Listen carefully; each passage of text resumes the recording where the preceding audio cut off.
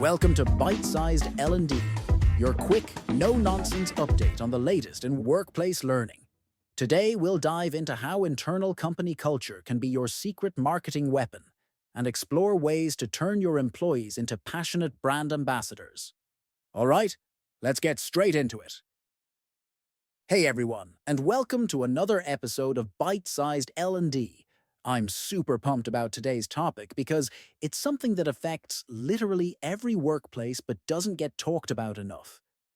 We're diving into how internal company culture can actually be one of your most powerful marketing tools. Oh, I love this topic. It's like that saying, what happens on the inside shows up on the outside. Companies spend millions on advertising, but sometimes forget that their best brand ambassadors are right under their noses. Exactly, so here's a wild stat to kick us off. 38% of employees consider quitting their job just because of toxic culture. Not because of pay, not because of hours. Just straight up bad vibes. That's a huge number. And flip that around. Companies with strong cultures have a turnover rate of just 13.9%, compared to a whopping 48.4% otherwise. That's not just an HR issue. It's a serious marketing and business continuity problem. Absolutely, so let's break down what we're calling internal marketing. It's essentially about treating your employees as your first and most important audience. If they're not buying what you're selling, how can you expect customers to? Right, and there are two major approaches to this.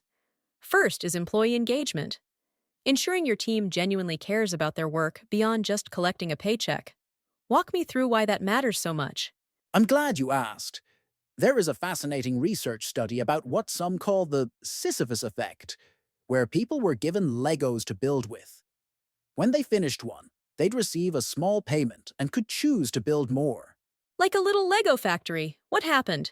So here's the genius part. When the administrator put the completed figures on a table, people kept building them. But when the admin immediately disassembled the Lego blocks right in front of the builder, people quit much earlier, even though the pay was exactly the same. No way! So it wasn't about the money. It was about seeing their work actually meant something. Precisely. People need purpose. And when companies tap into that, magical things happen. Take H-E-B, that Texas grocery chain. They call their employees partners and encourage them to take ownership of their roles and make customer-focused decisions. I've heard about them. Texans are obsessed with HEB. It's like a cultural institution down there. People literally say, I love my HEB, like they're talking about a family member. Right? And that's not because their tomatoes are somehow cosmically better than other grocery stores. It's because the employees genuinely seem to care, and that energy is contagious to customers. So that covers the internal culture piece. But you mentioned there's a second approach to internal marketing? Yes, employee-generated content. This is where your internal culture becomes external. It's employees sharing their experiences through blogs, videos, social media, basically becoming voluntary brand ambassadors. Oh, I've seen this done really well and really badly. When it's forced, it's painfully obvious. Totally, you can't fake enthusiasm. But when it's genuine, like with Innocent, that beverage brand, it's gold. They regularly feature their team in fun, collaborative social media posts that show the human side of the company. I've seen some of those. They're hilarious and make the company seem like a place you'd actually want to work. But here's my question. Can you actually measure the ROI on all this good vibes stuff? Executives love their hard numbers. Fair question. And yes, you absolutely can. Studies show companies with highly engaged employees outperform competitors in productivity, customer retention, and overall profitability. Think about Chick-fil-A. The My Pleasure people. Exactly. They've built this reputation for exceptional service. But here's the thing. Their chicken isn't objectively better than everyone else's. Their secret sauce is their consistently positive employee experience that translates directly to how customers feel. I get that. As a customer, you can immediately tell when employees don't care. It's like walking into a cloud of apathy.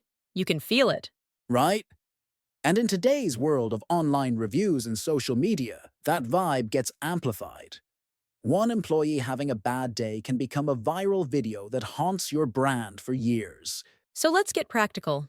If I'm listening to this and thinking, okay, our culture needs work, where do I start? What are some tangible steps? Great question. Let's break it down into actionable pieces. First, prioritize hiring for culture fit. Skills can be taught, but attitude is much harder to change. I've seen that play out. One toxic hire can poison an entire department. Absolutely. Second, empower your employees to make decisions. Trust them to do what's right instead of micromanaging their every move. This is huge. Nothing kills motivation faster than feeling like a robot following a script. Third, and I love this one, encourage people to be outspoken. Create an environment where it's safe to point out issues or even make jokes. That openness builds trust. This reminds me of that concept of psychological safety that Google found was the #1 factor in high-performing teams. Exactly that. Fourth, create a sense of identity. Shared language, traditions, values that make people feel like they belong to something special. Like how certain companies have their own quirky terms or inside jokes. It's like being part of a club. Precisely. Fifth, recognize and reward good work. And this doesn't always have to be monetary. Sometimes a genuine thank you or public acknowledgement goes a long way. I read somewhere that recognition is actually more motivating than money for many employees, which seems counterintuitive, but makes sense when you think about it. It does. 6. Get the fancy things. If your team has a crazy idea or wants a neat new tool, don't cheap out. Make it happen. Oh, I've been in places that penny pinch on office supplies, but then wonder why morale is low. It sends such a message. 7th, always be curious about your colleagues, their interests, their challenges. Listen more than you talk. This is so underrated. People can tell when you're genuinely interested versus just going through the motions. 8th, lead by example. Culture flows from the top down. If leaders don't embody the values, why should anyone else? Absolutely. Nothing kills credibility faster than do as I say, not as I do leadership. And finally, and I love this one, lots of memes. Share them publicly, privately, whatever makes people feel seen and gets a laugh. Humor is such a bonding experience. Some of my closest workplace relationships started with sharing a ridiculous meme about our shared experience. Right?